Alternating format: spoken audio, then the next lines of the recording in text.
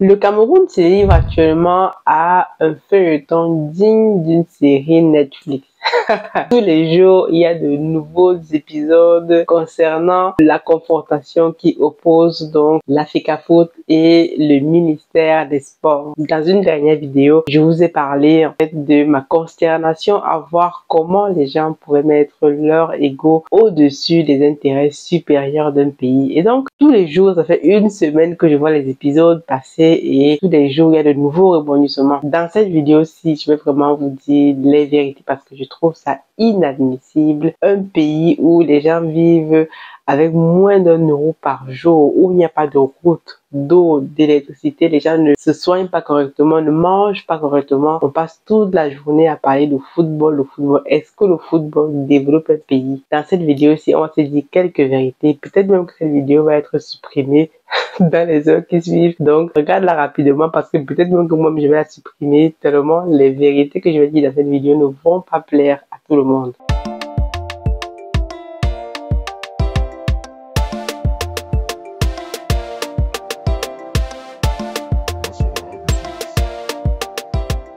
Salut à toi, bienvenue sur Masora Business. Si tu me découvres dans cette vidéo, je m'appelle Aniel Cruzel. Je suis ingénieur logiciel entrepreneur. J'investis massivement actuellement en Afrique, notamment au Cameroun, dans notre entreprise Africafoot Industries. J'ai aussi écrit un livre. Si tu souhaites investir dans la pisciculture, parce que je suis absolument convaincu que c'est un domaine où nos pays ont grandement besoin d'investir massivement. Si nous n'investissons pas massivement, nous allons nous retrouver à manger du poisson chinois de mauvaise qualité. Donc, c'est une nécessité pour chaque Africain de se pencher sur ce domaine. Si tu veux commander ton livre, en barre de description, tu as tous les liens qu'il te faut.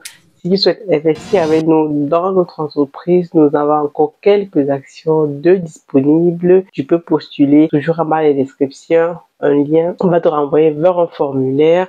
Et enfin, si tu souhaites te former avec nous, rendez-vous sur notre académie, Aniel Itachen Academy, pour te former dans la pisciculture et le e-commerce. Nous allons rentrer donc tout de suite dans le vif du sujet. Ça fait près de 2 semaines, je pense, que cet épisode a commencé où on voit dernièrement, je t'ai montré une vidéo sur la chaîne, le président de l'Africafoot, le ministère des Sports, le coach, etc. Donc tout ceci, c'est une affaire de football. Je ne suis pas juge, je ne veux pas juger un camp par rapport à un autre, mais je constate tout simplement que les énergies faramineuses sont mises dans le football. Je disais encore dans une dernière vidéo qu'il y a d'autres sports au Cameroun. On avait le handball, les filles, les équipes féminines de handball n'ont pas pu participer aux éliminatoires des JO parce qu'il y avait un problème justement de timing, d'argent, bon bref. Et donc là, on n'a pas vu tous les ministres, tous les présidents sortir pour nous faire des épisodes tous les jours. Mais je constate que dans le football, d'ailleurs, le football, comme je dis souvent, c'est une religion au Cameroun, donc tout le monde a les yeux focus sur le football. D'ailleurs, même le président lui-même a les yeux focus dessus, puisque dans son discours de la jeunesse, il revient sur le football. Donc, aujourd'hui, on se retrouve à des batailles entre deux camps. Et il faut savoir que cette bataille que vous avez actuellement sur la place publique montre tout simplement comment le pays est géré. Donc, le pays n'est même plus géré parce que lorsque vous avez deux camps qui se bataillent, une équipe nationale pour X, Y, Z et toutes ces deux camps se prévalent des hautes instructions de l'État parce que tout le monde agit au nom du chef de l'État. Dans un pays normal, cette histoire-là serait déjà réglée en un seul jour. Mais il n'y a qu'au Cameroun qu'on peut voir des choses pareilles, où les gens sont tous les matins, tous les soirs, il y a un nouveau rebondissement, les joueurs ne sont pas entraînés, les autres sont entraînés. D'ailleurs, je suis tombée sur une conférence de presse de l'équipe, une conférence de presse avant match justement, que donnait le coach Monsieur Marc Brice avec l'un des joueurs phares de l'équipe, Monsieur Zambo Anguissa. Je vais te laisser regarder un extrait de cette conférence parce que voilà, je suis tombée dessus par hasard. Entraîneur sélectionneur des Lions indomptables du Cameroun, Marc Brice, comme vous l'avez constaté, le joueur qui l'accompagne a changé, mais vous le connaissez déjà, c'est l'un des tauliers du vestiaire. C'était d'ailleurs lui qui portait le brassard du Cameroun lors de la dernière Coupe d'Afrique des Nations, Franck Zambo Anguissa, que vous connaissez. Vous maîtrisez le processus. Nous sommes en veille de match. C'est la 3e journée des éliminatoires Zone Afrique de la Coupe du Monde FIFA États-Unis, Mexique, Canada 2026. Nous sommes dans le groupe D. Les Lions Indomptables affrontent demain à 14 h les Requins Bleus du Cap-Vert. Et pour ce faire, nous avons donc un exercice de 30 minutes avec l'entraîneur et Zambo Anguissa qui est également là. Donc, vous connaissez le process. Je vais passer la parole à qui veut la prendre. Vous vous présentez, vous déclinez également l'identité du média pour lequel vous exercez et vous posez votre question en français ou en anglais. Merci. On va procéder pour équilibrer. On va aller d'un côté vers un autre. On va commencer par ici.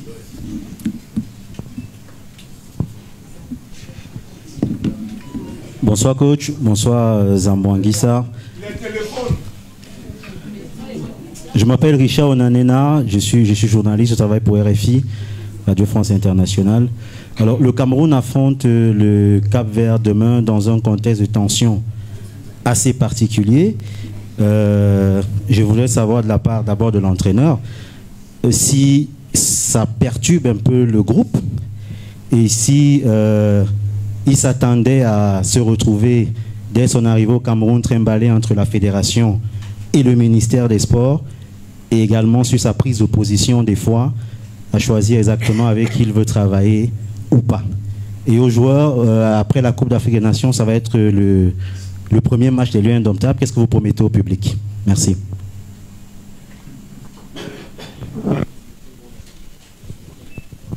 Tu peux répéter encore une fois parce qu'il y a beaucoup de questions en une fois. Non, j'ai compris. On a... Si vous faites comme ça, le coach est en train de s'exprimer, on ne s'entend pas, les gars. S'il vous plaît, s'il vous plaît. S'il vous plaît. Le staff technique est déjà longtemps occupé avec les 2 matchs. C'est pas seulement Cap-Vert, c'est aussi 3 jours après Angola. Les joueurs, ils ont venu le 2 ou le 3, je pense. Bien sûr, la préparation est très courte. Pour moi, les joueurs, la plupart sont inconnus. Alors, c'est vite, mais la connexion, vite fait un peu votre philosophie. Mais tu ne peux pas toucher trop. Mais les questions de vous, si le groupe a une mauvaise réaction, le contraire. Je fais ça maintenant à peu près 26-27 ans et j'ai jamais reconnu une rencontre, un groupe qui est si solide et il y a énormément de joie dans cette équipe aussi. Et même il y a des gens qui essayaient de bloquer un peu, mais le groupe a bien réagi. On garde notre focus et je suis sûr et certain demain on va être prêt pour essayer de gagner ce match. Bonsoir à tous. En ce qui concerne le match de demain, il n'y a rien d'autre à promettre qu'une victoire. On fera tout pour jouer pour le Cameroun. C'est pour ça qu'on est là. Je pense que quand on rentre sur le terrain, c'est dans le but de gagner. Et demain, c'est ce qu'on essaiera de faire. Au fond, avant de passer de l'autre côté. Oui.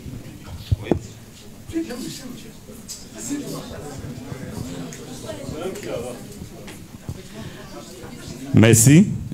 Aïk Cyril, Equinox Télévision. Vous suivez d'ailleurs cette conférence de presse en direct sur Equinox Télévision. Alors, Franck Zambo Anguissa, vous étiez capitaine à la CAN. Le Cameroun a été éliminé au 8e de finale. Ça a été une débâcle pour de nombreux Camerounais. Vous revenez là. Est-ce que vous êtes suffisamment remis de cette déception de la CAN pour pouvoir repartir maintenant sur une nouvelle base? Il y a de nouveaux joueurs dans la tanière. Comment vous avez préparé ce match? Vous avez complètement oublié la débâcle de la CAN et vous dites que c'est le moment de redonner espoir au peuple camerounais.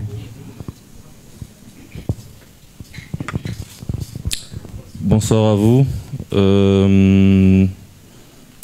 Dans toute chose dans la vie, quand tu tombes, il faut savoir te relever. Donc, on est conscient de toute la déception qu'a pu avoir le peuple camerounais parce que nous l'avions nous-mêmes.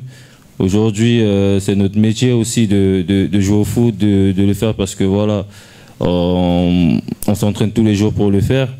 Donc, même si c'est pas évident de passer à autre chose, va bien falloir le faire. Et c'est ce on va s'atteler à faire en gagnant demain pour le peuple camerounais parce qu'ils en ont besoin.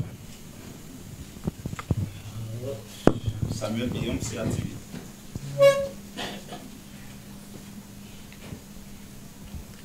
Bonsoir coach.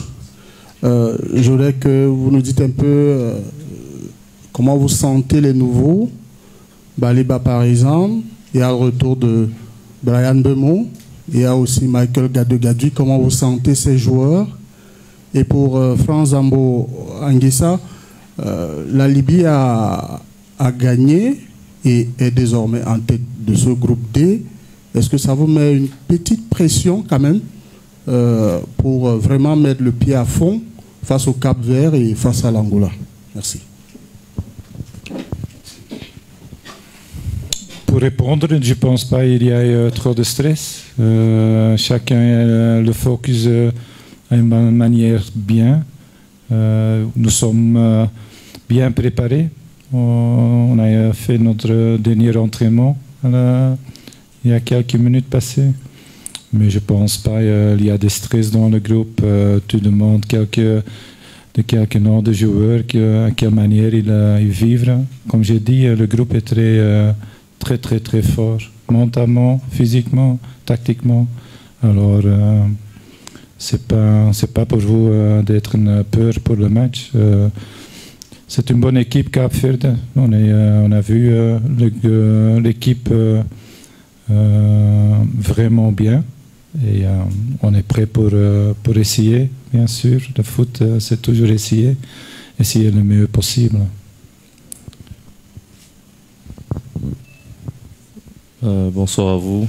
Je ne vais pas parler de pression parce que quand tu fais un métier que tu aimes, je ne vois pas pourquoi tu vas avoir la pression. Le coach récemment, il me disait qu'on devait tout faire avec du plaisir, en prenant du plaisir parce que ça reste du foot, ça reste un sport qu'on aime pratiquer. Donc la pression, il faut l'enlever. La pression, elle n'est pas positive, la pression, elle est négative. On a travaillé longtemps, même quand je parle de longtemps, même si on n'a pas eu assez de temps, on a bien travaillé, c'était intense. J'ai confiance en mes coéquipiers. Je sais que le Cameroun, quand on est solidaire, on est unis. Il n'y a pas beaucoup d'équipes qui nous font peur. Après, le Cap-Vert, comme il a dit aussi le coach, c'est une très belle équipe avec un très bon coach.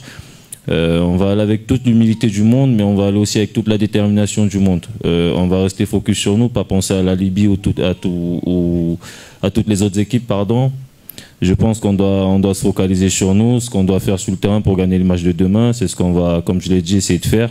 Et on pensera à la Libye le moment venu. C'est vraiment révélateur de comment les gens gèrent le football au pays, mais pas que le football, mais les affaires. Parce que lorsqu'on parle de football, vous voyez, tout un ministère, les personnes haut placées, en 48 heures, en une semaine, il y a des choses qui se passent, les agents sont débloqués. Moi, donc, ce n'est pas tout cette histoire de football, ce n'est pas tout ceci là qui me fait faire cette vidéo, c'est justement revenir un peu à des choses essentielles, parce que je me rends compte que malheureusement dans nos pays on donne trop d'importance parfois au sport, au football notamment, oubliant que le football ne développe pas un pays. Dans un pays comme le Cameroun où vous avez des personnes qui vivent sous le seuil de pauvreté, il y a des gens qui vivent avec moins d'1 € par jour, les gens n'ont pas d'électricité. L'électricité est un point très crucial. Je ferai une autre vidéo dessus parce qu'actuellement dans notre entreprise Africa Food Industries, on est en train de batailler pour pouvoir électrifier le site. Je ne vous dis pas on va dire le parcours du combattant que c'est pour ne serait-ce qu'avoir l'électricité sur le site. On va se renseigner auprès de l'entreprise qui distribue l'énergie au Cameroun, Eneo. Une fois, on a eu un devis à 16 millions de francs CFA, presque 25 000 €. C'est énorme. Pour une entreprise qui est encore en train de se monter, de se créer, c'est réellement énorme. Et ce n'est pas tout. Vous allez dans plusieurs autres localités au pays, il n'y a pas d'électricité, il n'y a pas d'eau. d'électricité. Ces deux choses fondamentales que devrait avoir un citoyen normal pour survivre n'y sont pas. Il n'y a pas de santé, les écoles, il y a beaucoup de choses à revoir, mais les gens sont tous les jours, matin, midi, soir, en train de parler de football. Oh, l'autre a fait comme ça, l'autre a refusé de jouer, l'autre est... Je ne comprends pas comment les Camerounais eux-mêmes peuvent être là matin, midi, soir à regarder ces épisodes. Ils sont même contents de commenter. D'autres font des épisodes dessus tous les jours, tous les jours. C'est vraiment aberrant. Moi, je ne comprends pas. Dans un pays normal, des citoyens respectueux, des citoyens qui comprennent vraiment les enjeux du pays pouvaient être là tous les matins à commenter des histoires de football. Est-ce que le football développe un pays? Vraiment, je vous pose la question. Vous qui êtes fan de football, moi aussi je suis fan de football. À un moment donné, il faut comprendre les réalités.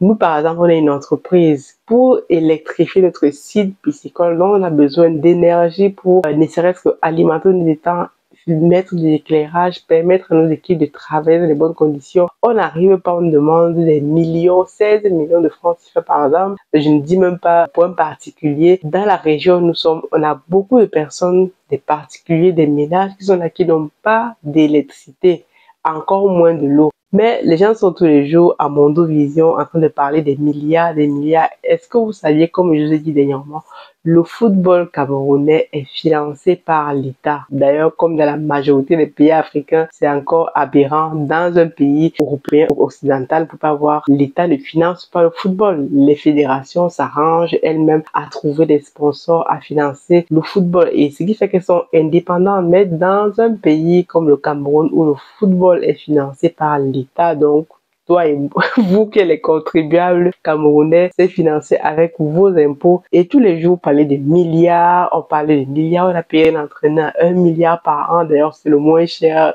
d'après ce que j'ai vu de tous les entraîneurs qui ont été proposés, le moins cher. Vous imaginez, on a payé telle personne, donc les footballeurs, les équipementiers. Encore une fois, je comprends les sommes qui sont dans le football, c'est du business, mais un pays qui veut se développer, vous ne pouvez pas être là tous les jours en train de parler de la même chose, de football, en train de parler des argents qu'ils vont dépenser. Ça devient indécent. Ça devient tout simplement, voilà, un épisode, je sais pas moi, de série Netflix où tous les jours il y a des rebondissements. Même si cette équipe nationale arrive à aller gagner des matchs, arrive à aller faire XYZ, toutes les coupes d'Afrique que le Cameroun a gagné, a organisé la CAN, je ne suis pas sûr que cet argent dépensé a profité au Camerounais lambda. Donc après, par exemple, la CAN que le Cameroun a organisée il y a 1 an ou 2 ans, je suis allé au pays, ils ont fait voilà quelques réflexions ici à gauche à droite, le stade ici, rien n'a changé. Même pendant la CAN, on avait dit qu'on ne couperait pas l'eau, on ne couperait pas l'énergie, l'électricité. Les gens subissaient toujours des peu d'électricité, peu d'énergie. Je ne comprends pas pourquoi on ne peut pas investir, je sais pas, le quart de cet argent, ne serait-ce que pour permettre aux citoyens lambda d'avoir de l'eau, de l'énergie, d'envoyer ses enfants à l'école, de pouvoir se soigner. Dès que tout ceci est fait, vraiment, vous pouvez après nous parler de football. Mais nous parler de football tous les jours en regardant les milliards investis, l'argent du contribuable investi dans ce football-là, alors que les gens sont au quartier, ils n'ont même pas de travail. Parce qu'il faut savoir qu'au Cameroun, 80% des jeunes n'ont pas de travail. Et nous, on est une entreprise, on vient créer de l'emploi, on vient faire XYZ, on a encore des bâtons dans les roues, ne serait-ce que pour électrifier notre site, pour accélérer nos activités. Et moi, je suis révoltée parce que voilà, je vois sur les réseaux, les gens relaient ça, tout le monde parle de ça, les gens commentent, mais vous vous trompez lourdement d'objectif. Le football n'a jamais,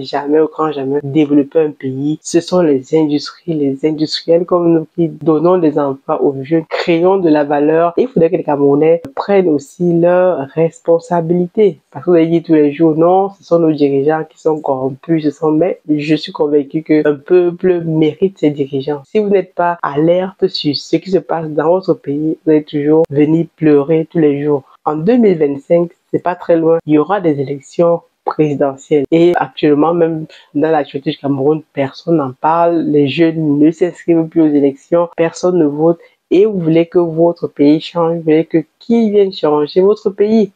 Je pense que vous pouvez suivre tout simplement l'exemple du Sénégal.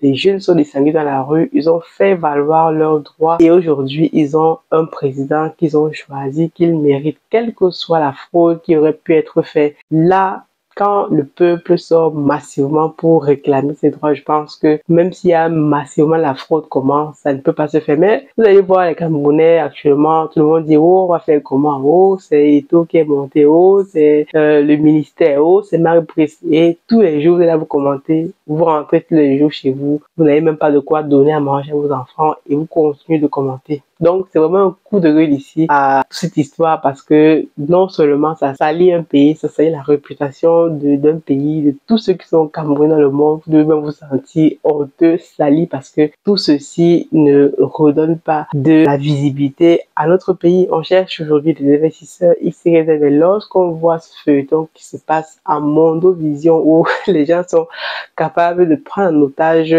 une équipe de football pour des égos, moi, ça me pose vraiment question. Bon, nous sommes déjà dans le game, nous sommes déjà sur place, on va continuer à travailler, mais franchement, prenons nos responsabilités et chacun d'entre nous a une responsabilité à jouer. Vous ne pouvez pas être là tous les matins à commenter, à liker des choses. Non, dites la vérité parce que on a besoin qu'il y ait des personnes qui soient capables, courageuses de se lever et de dire ce que personne n'ose dire tout. Donc, je vais m'arrêter ici. Je pense que cette vidéo, sûrement, ne va pas plaire du tout. Bon, ce n'est même pas le but. Comme je dis souvent, moi, je suis à l'aise sur ma chaîne. S'il y a une personne qui est intéressée par cette vidéo, qui comprend ce que je veux dire, franchement, elle reste sur la chaîne. Si tu n'es pas intéressé, que tu viens là pour dire du n'importe quoi, tu n'es pas d'accord avec moi, surtout, construis ta requête, construis, on va dire, ta critique plutôt. Argumente là, on peut débattre. Mais si tu viens débattre sur les personnes, franchement, tu peux te déconnecter de la chaîne rapidement. Donc, en tout cas, j'espère que cette vidéo-ci va peut-être toucher quelqu'un et que on va pouvoir avoir un sursaut une bonne fois pour toutes de patriotisme et parler des choses qui vont développer notre continent, notre pays, au de ne pas parler de football tous les jours. C'est bien pour le football, mais à la fin de la journée, encore une fois, ce n'est pas le football qui développe un pays. Je te dis à très bientôt. God bless.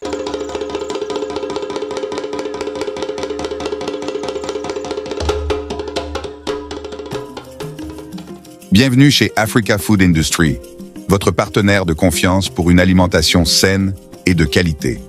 Situé au Cameroun en périphérie de Yaoundé, notre site de production en pleine nature est dédié à l'élevage, à la production et à la transformation responsable des poissons les plus frais. Chez Africa Food Industry, nous élevons et transformons une variété de poissons, notamment le silure, la carpe et le tilapia, dans le respect de l'environnement et du bien-être animal. Nos processus d'élevage rigoureux garantissent que chaque poisson est traité avec le plus grand soin du moment de la capture à son arrivée sur votre table. Découvrez notre large gamme de produits finis, des filets de poissons frais aux délicieuses conserves de carpe de silure et de tilapia, prêts à satisfaire les palais les plus exigeants. Pour des produits de qualité supérieure, faites confiance à Africa Food Industry. Contactez-nous dès aujourd'hui pour en savoir plus. Africa Food Industry, nourrir le monde, une bouchée à la fois.